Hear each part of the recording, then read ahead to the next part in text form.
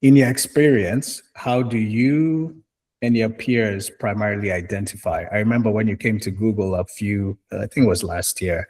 I think we were six or seven, six, seven, yeah, six or seven of you who came, and it was very interesting to see the age range and the identity as the age range changes. Right. What I observed was very early on in life, you identify as an American. Middle part of life, it's very confusing. Then, and as an adult, you start going towards your Kenyan roots as you seek that identity.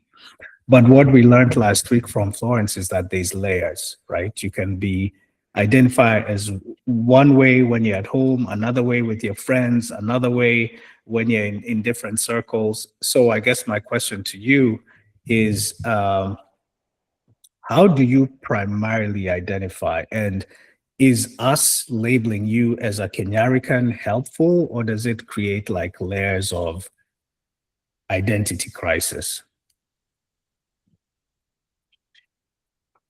Yeah, I think that the term KenyaRican is a very good term to use.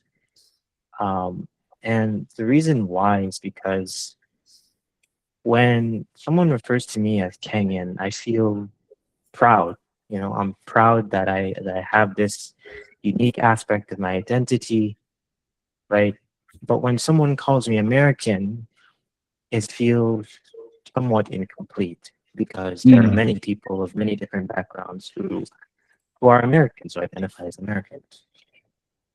And I think Kenyan is a great term because it acknowledges both aspects of my identities. It not only establishes the fact that I am indeed an American, but it also acknowledges my Kenyan roots as well. Um, and I like that point you were touching on, where sometimes in different scenarios, uh, you might be more Kenyan or more American. And I think with me, that one aspect of that makes that point even more apparent is my name, right? Uh, Even though my name is Moshono, at school the kids called me Justin. At work, people call me Justin, right? So that duality is something that I've had for as part of my identity for my entire life, and so I think the term Kenyarican is actually a pretty helpful term, and I think I'll start using it more often when talking about my identity, because I can think of times when people ask me where I'm from, and I always have to tell them this long uh, story of how I was born in the U.S., but my parents were born in Kenya.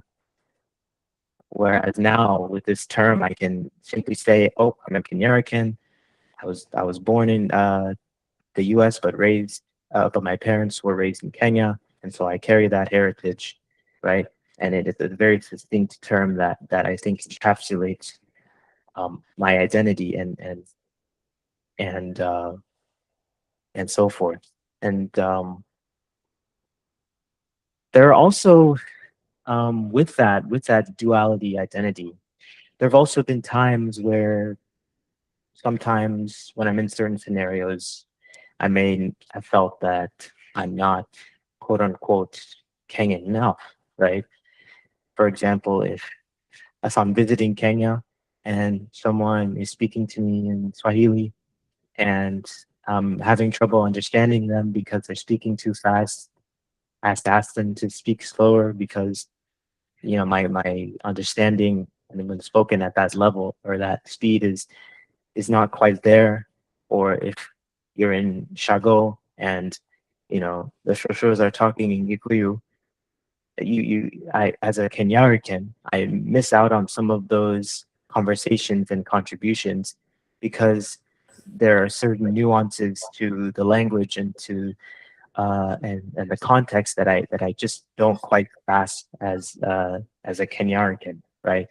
And yeah. so it's something that that as a Kenyarican, you sort of have to navigate. But I think this term is very helpful in terms of sort of bridging that gap sometimes it's caused by having to navigate those two seemingly different identities. So that's how I would feel about that. That's great on so many fronts, right? Like, first, that term does mean something to you in the way you identify. The acknowledgement that you can actually use that term to identify yourself with others, and that it speaks to the duality. And for what it's worth, a lot of us who are born and raised in Kenya don't speak Swahili fluently, don't even speak Kikuyu fluently. So you're among a lot of people who just don't do that, right? It's not unusual to find someone actually relearn the language here years later, right? So certainly language is just one aspect of it, but immersing yourself in the culture and the spirituality of the culture and the values that you already have, I think that's actually what makes you more Kenyan. Look at, yeah, Kathy. Doc says my Swahili is Swahili. Yeah, for me, my Swahili is the Babi Swahili, as people used to say. So I think it's interesting that something that you think makes you uniquely, quote unquote, un-Kenyan is actually normal, because a lot of people, I would say a lot of people just don't even speak Swahili Sanifu, even the Swahili that's actually the way it's supposed to be spoken. So yeah, but I really appreciate that, Mishono.